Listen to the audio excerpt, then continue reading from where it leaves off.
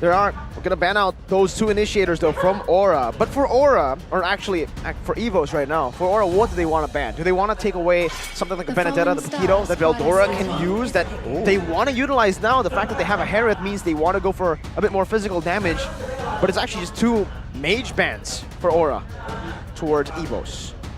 Well, when it comes to the wave clear, the Novaria is one of the only ones, or along with the Lilia maybe, it can really match Vexana in that clear potential. So taking that away will mean that Aura can have a very strong trio mid roaming squad with the roam mid and jungle, just like good old times. We did say that Aura might have to go back to their roots, but here's a comment here, Kevin. From the up-and-coming, one of the best jungler in Indonesia, the current Van in Evos is much more challenging. Actually, in Game 1 BTR versus Evos just now, we almost lost. Obviously, this is referencing to the first series that they played. But it's going to be a Nana. This is a bold one. This is a good one for neutral objectives though. Yep. I mean, I was expecting the Nana to show up a bit earlier in the league so far, but hey, it's a good pick. With everyone corralling around the box here, right? Everyone trying to fight together. The Molina is going to be so annoying, but you have to keep in mind now that Nano passive no longer gives you movement speed. So it is a lot more vulnerable in the lane, and Warlord needs to be a bit more careful with his positioning, even though the passive is still available. I don't really know what to go for here, or for Aura. Probably something that can split push, like along the lines of Paquito or Benedetta. Oh! The signature Chou comes out! He's inspired, man. He's seen Bruce Goat. Oh my god, against this team, I did not expect it. I did ask him in the back. I was with Arashi and the X-Borg too. What? Arashi, it's a Nana, it's a Barat, it's a Minotaur and a Hereth. This is... Oh, man, and the Fanny for Van. Oh, we've... Okay, what a banger. I just broke my fast. This is way too spicy. Oh, but what? What do you think about the Chou, Arashi?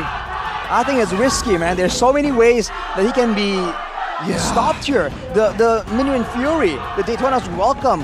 Fanny being a bit more slippery, Nana just placing the Molina alone just deters him from making any play whatsoever.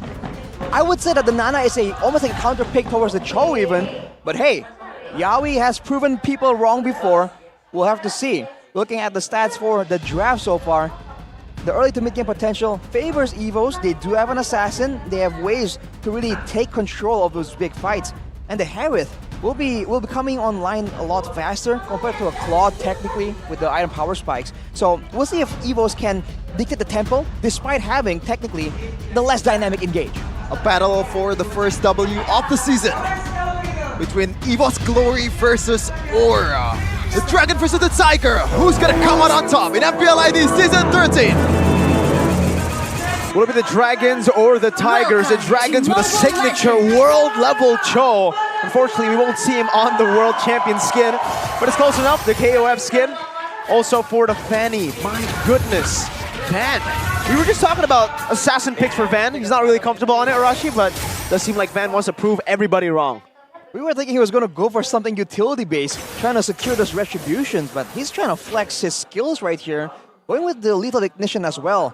Aura, they gotta be a bit more careful right here, especially with the more vulnerable laners that they have. But that mid lane is definitely a power side for Aura that they can take advantage of. And to be fair, the only real threat for Van is that Chou. And looking at this, it looks like Gugun will take the first Lethal Wonder with the retribution. Showing again the great retreat that Gugun has been showing so far, but there you go, that's the passive. You can see, he's moving a lot slower. No longer is just scuttling away out of sight, so that can very easily be punished the longer the game goes when you're positioning away from your turrets. It's really hard to lane against Vexana. Even though she got nerfed, I believe the projectile, the first kill, speed is lowered to about 10%. That's a really good nerf, I guess. But it's still one of the best mages in terms of like just laning phase, just chunking away all the HP. Meanwhile, Van, no one saw that. Don't worry. Ooh. A little cable maneuvers there, but it's still Gugun who is ahead, who has invaded the enemy jungle too. So Gugun's doing a good job at using this Baxia to try to limit the maneuvers and the farming from the Fanny. Fortunately for Van, no real deep invades have come from the side of Aura just yet. And speaking of emblems, by the way, Kabuki with the Quantum Charge, I believe Mirko prefers this combination over the Breeze Smite. Yes. Good combination of utility and sustain in the lane. Going up against a Herod, that's definitely going to help out with the harassment. But here we go, first mutual objectives. Jungle Show down. Could have seen how they did it because we were speculating. Already a step ahead for Aura. And look at their emblems, man. Again, Yawi is intending to be all across the map. Agility, Wilderness Blessing. The longer the game goes, the more he's gonna be trying to be annoying.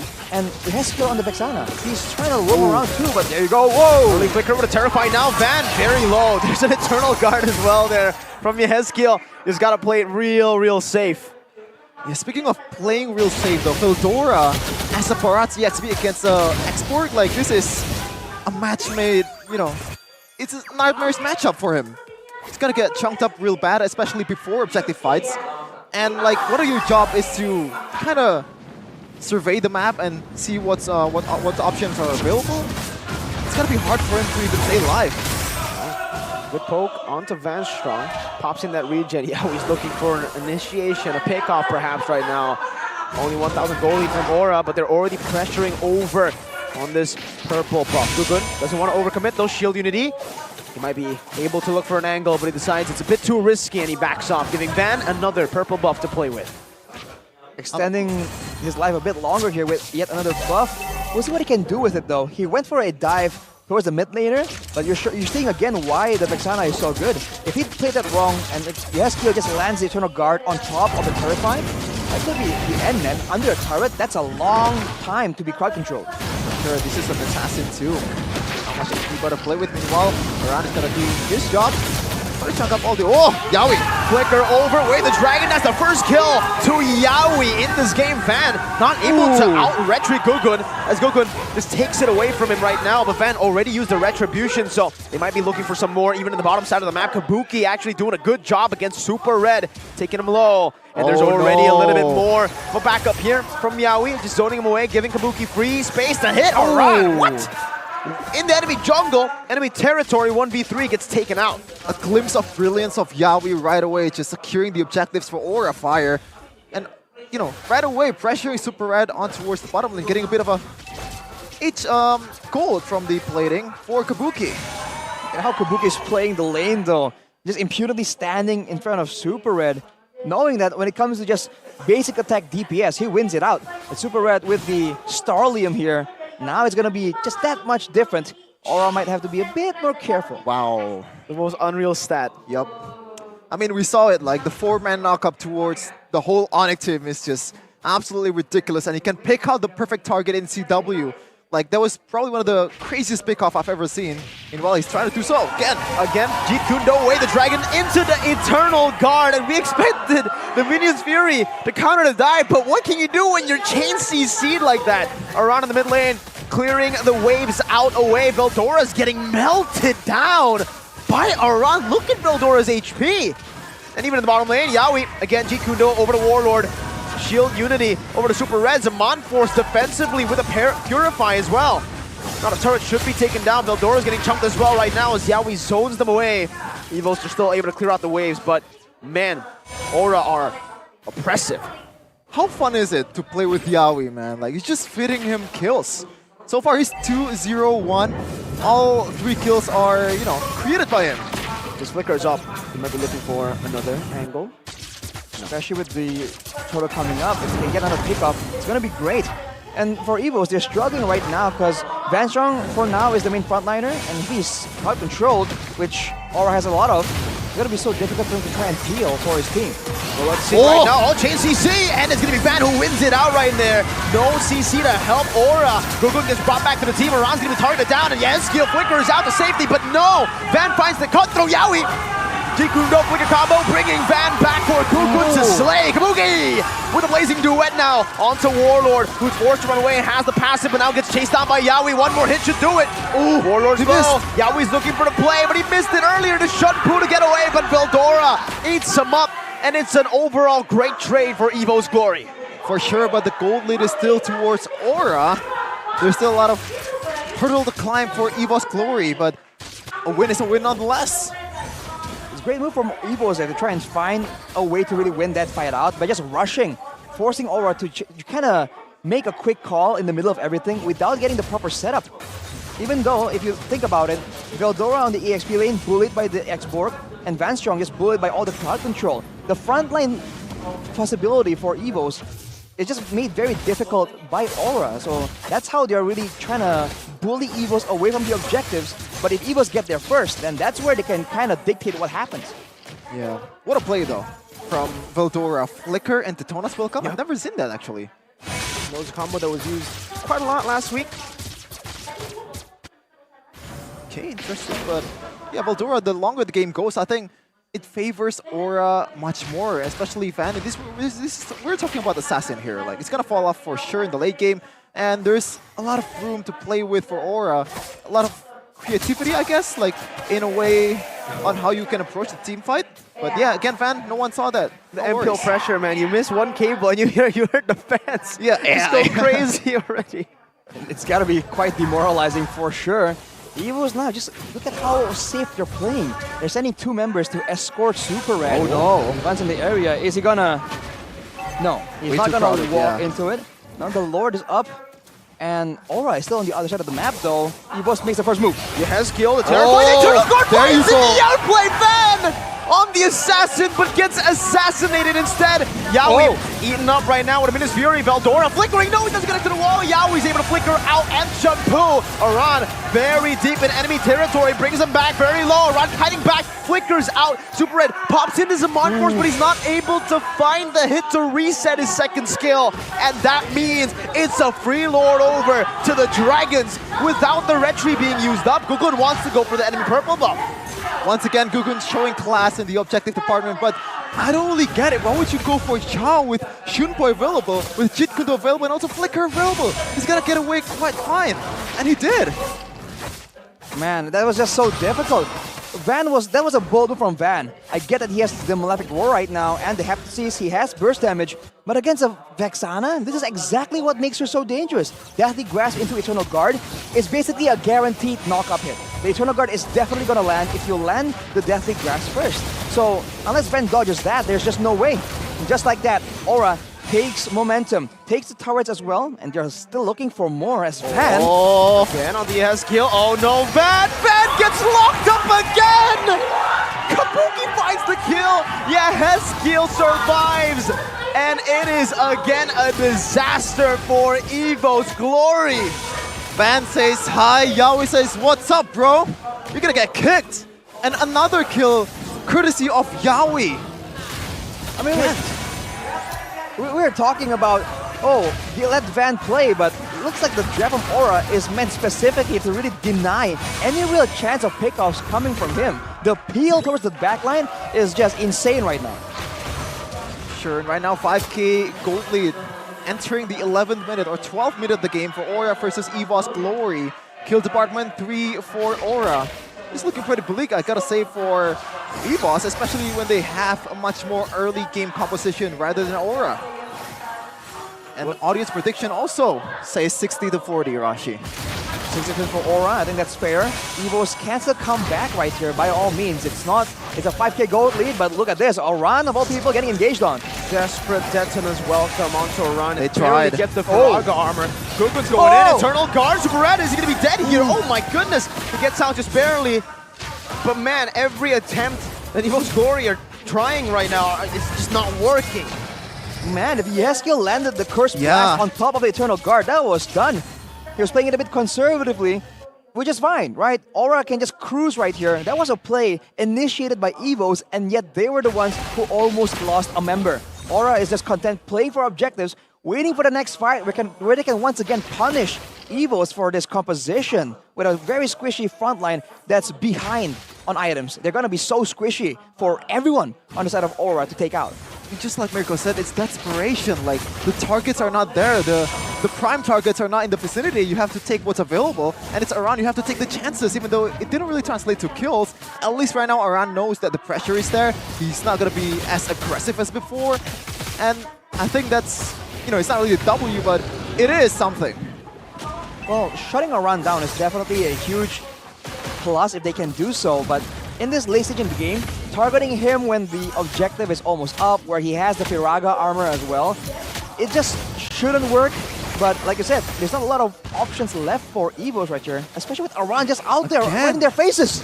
All right, let's see if this works out now. Eternal Guard onto 3, Firaga armor. They got a Firaga armor. Wow. The heal. Wow. Desperate, and it did not work. Again, second Lord secured for Aura. Just the pseudo pressure that Aran puts, man. Like, every time he's in the front line, you can't really close up. Whether you're Veldora, whether you're Vanstrong, the two frontliners are not frontlining. You know, the crowd control coming in from Yehezkiel on the Vexana isn't really all that wide in AoE. It's just one small circle. But you saw right there, multiple members just keep getting hit by it. And I dare say that's because Yawi has been so dangerous that everyone from Evos don't feel safe just being too far apart from their teammates. At least far enough for Yawi to just find an opening. So that is how Aura is just forcing Evos to play a certain way. And once they do, they have the solutions ready for it. So this is a layered strategy, a layered approach coming from Aura. And look at the wave management, man. Wow. It's almost perfect.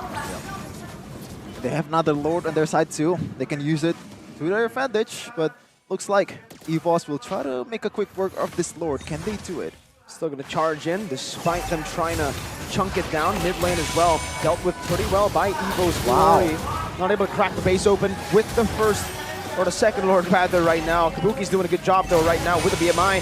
Pops in, Eternal Guard, knocking Veldora up, and that's going to be a lockdown actually. Aran jumping in as well with the last Insanity onto Veldora. He might be able to find that, and my goodness, he just takes him out. That's a free turret too, as Aran just flickers out to safety, buys the immortality now.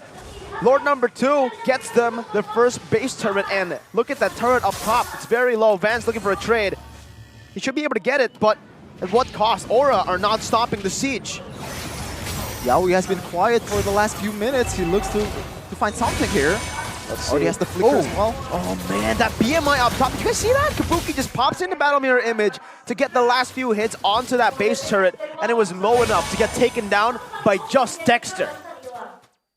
Man, Yehezkiel though, getting taken out right there. Definitely not ideal for Aura, but at an 8k gold advantage, they're just running with the plan, right? They're still staying in the jungle. They don't care if their jungle is up. It's about denying Aura, but look at Van. No purple buff. Didn't get it. Gugun again, showing his class. He's handsome. Okay. Honestly, I think they could have gone for a little bit more there for Aura, even though it's 4v5. They have Around, they have the pull. They actually pulled like 4 or 3 people there. Could have been something, but they choose to go for the discipline route, and I think that's kind of a good thing too. I think especially without Yehezkiel on the Vexana, he is right now a huge bulk of their pick-off potential and their damage. I'm wondering, once we see the items, is he going for the fleeting time? Because when you're this ahead, generally what you want to do is wait for the first target to appear, use everything, delete him, and then rinse and repeat. And just like that, usually the Eternal Guard is on cooldown for only about 20 seconds. That is massive. For sure, man. Just the zoning. It's not just Aran, but Yehezkiel. Like everyone, Kabuki even. You can play like Skylar quite aggressively using the BMI to chunk up all of the frontliners from Evos. And there's nothing Evos can do about that. They have to chunk the Firaga armor first to make something. Oh, Yawi, look at that conceal. Oh my god, they baited out the Detonus welcome for nothing. Oh, good burst damage onto the back. But Yehezkiel still was able to walk out. Man, just with the conceal, they bait out the Detonus welcome, and it's a free Lord again to Aura. That's the Yawi pressure we've been talking about. And if you're looking at the items right here, in the mid lane at least, decent amount of items, Divine Glaive even completed for Warlord. Only gets the king onto Veldora earlier. Veldora with a flicker out right now. Last Insanity onto Van Strong as Van tries to deal with Kabuki, but is not going to be able to do so. Immortality, Van Strong popped down. Super red with his on force right now, but Gugun will just soak it in and run back to safety. Has the Immortality. Kabuki now with Blazing Duet gets bursted down. Oh, Kabuki loses the Immortality now as Aran tries to back him up. That's a Wind of Nature pop, but Super Red deals magic damage and takes him down. Gugun running Van down, goes in for Shield Unity. Van should still have the cables. RGM popped in that shield. They don't have Veldora, they don't have Van Strong. 3 members against 4. Van going back and forth. Super Red now is Zaman Force, but now, the Purify gets him out to safety, but he's already out of the Zaman Force. He won't be able to kite himself out of this one. And now the base is wide open, even though Van tries to go for the assassination. Only the base is what is available to be assassinated. Aura takes game 1. They strike first, quite convincingly at that. Just using Yawi to perfection in the early game and using the zoning potential from Yehezkiel and also Oran in the objective battle. The pressure. Yeah. That was just crazy. Again and again. Which one are you trying to focus on? Is it